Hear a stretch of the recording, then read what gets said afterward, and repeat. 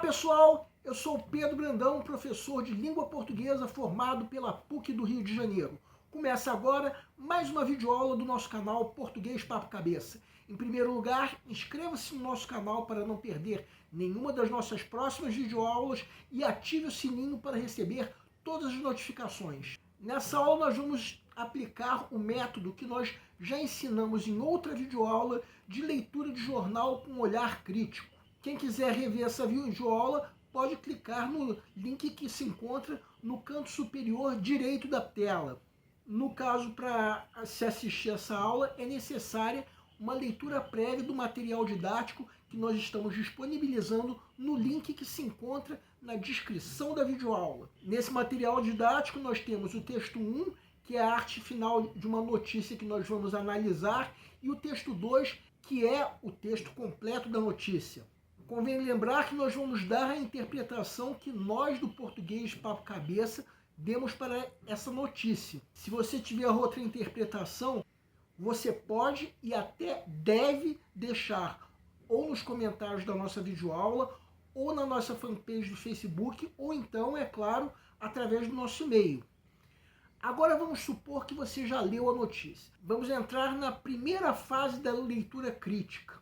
Nessa fase, primeiro nós lemos a notícia. Depois temos que responder algumas perguntas com base no conhecimento que nós já temos sobre o assunto da notícia. De acordo com o que vocês tenham lido em outras notícias, ou ouvido em programas de rádio ou televisão, ou até em conversa com os amigos de vocês.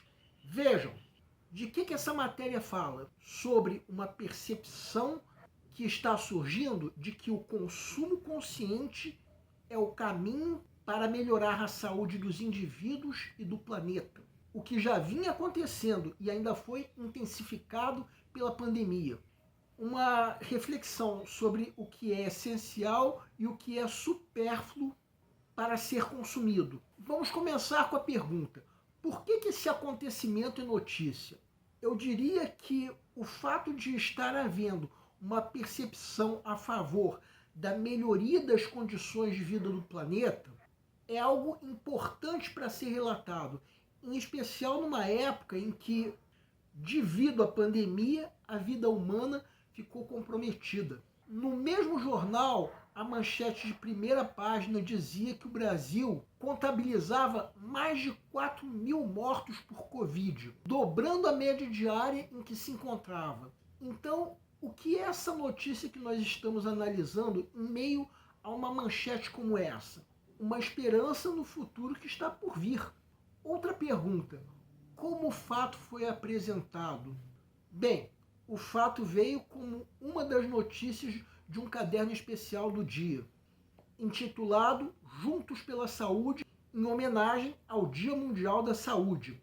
O jornal veio com esse caderno especial e, apesar disso, ele não teve nenhuma chamada na primeira página do jornal. Então a tendência é o leitor simplesmente passar pela matéria apenas lendo o título. Aliás, a matéria nem sequer veio na primeira página do caderno, e sim na página 3. O que quer dizer que apenas quem se interessar muito por uma notícia como essa vai ler essa notícia. E quem será que se interessa por uma notícia como essa?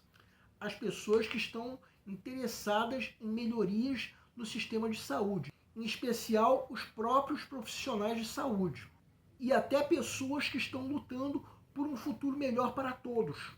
Então, uma notícia que interessou muito, principalmente para os jovens engajados, como a maioria daqueles que são o foco do nosso canal. Outra pergunta: por que o jornal deu importância a esse assunto? Bem, como nós já vimos, na primeira página veio uma manchete falando da duplicação do número de mortes diárias por Covid-19 no Brasil. Então, essa pergunta que nós vamos responder agora, muitas vezes pode ser respondida se a gente ler algum editorial do jornal. Então vamos fazer uma coisa: vamos ler por enquanto só um título e um lead de um dos editoriais que saiu nesse dia. Vejam, a mais nova boiada do orçamento. Emendas destinam 9,3 milhões de reais ao caixa de municípios sem necessidade de projeto e fiscalização só teórica. Então esse editorial faz crítica aos parlamentares que aprovaram essas emendas, que simplesmente aprovam um gasto faraônico de 9,3 milhões de reais desnecessários. Afinal de contas, não há necessidade nem de projeto, nem de fiscalização. Agora vamos voltar à notícia que nós estamos analisando. A matéria fala sobre consumo consciente, justamente o que falta aos parlamentares criticados. Sim, porque se eles tivessem consciência de consumo, certamente não aprovariam orçamentos inúteis. E vamos a outra pergunta.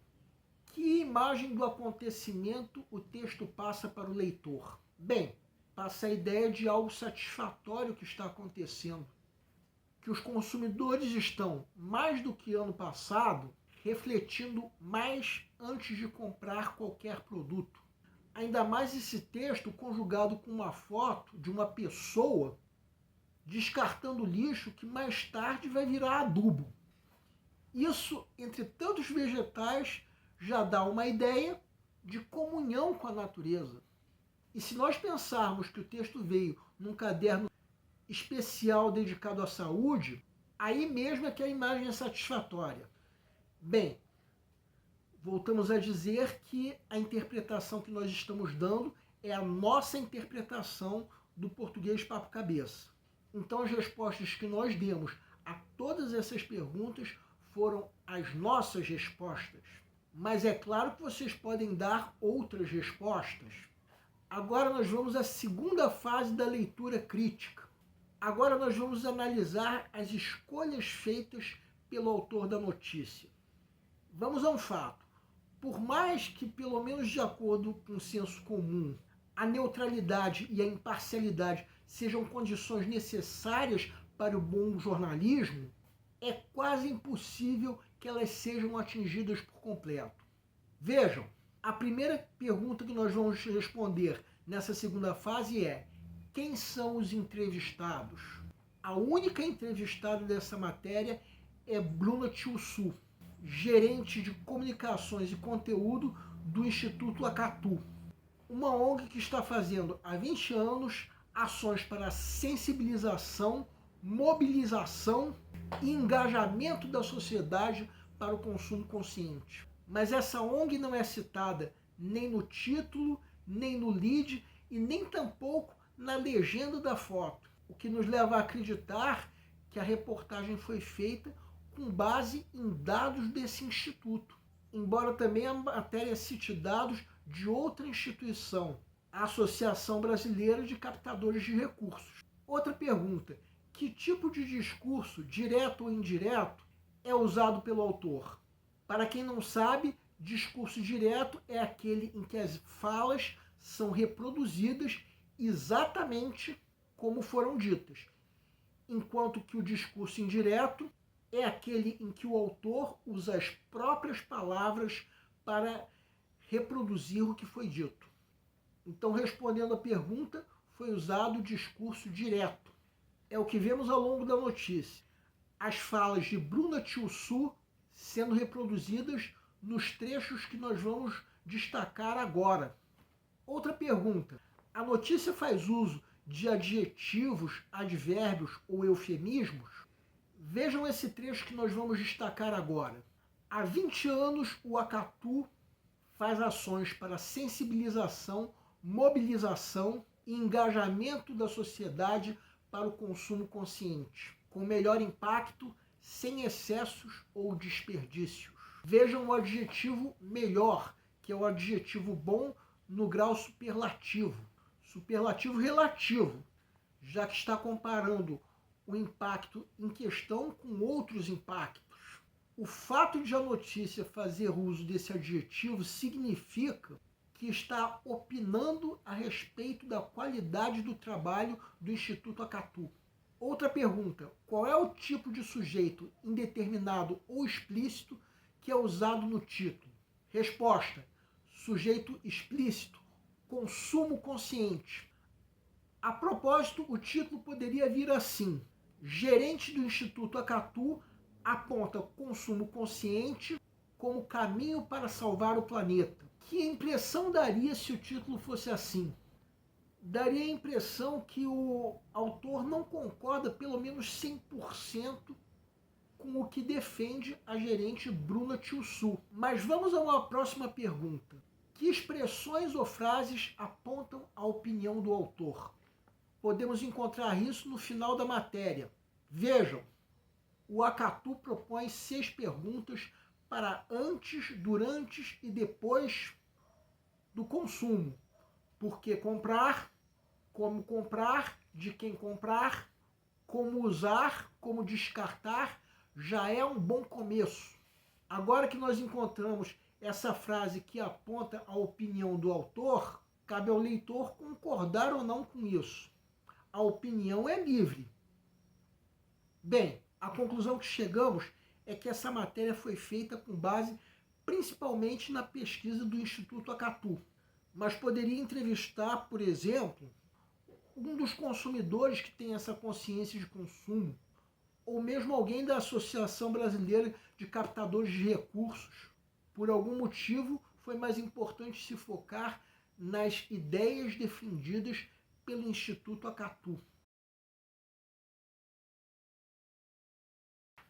O nosso canal Português Papo Cabeça antigamente se chamava Aprenda a Língua Portuguesa. Cada vez mais estaremos focados em vocês, que estão movendo a roda da história para que seja criado um futuro melhor para todos. Então, nosso foco principal continua sendo os vestibulandos, que terão no nosso canal uma fonte importante de estudo de língua portuguesa, onde nós ensinaremos os recursos da nossa língua para que possam, em primeiro lugar, escrever de forma adequada, entre outros textos, a redação do vestibular.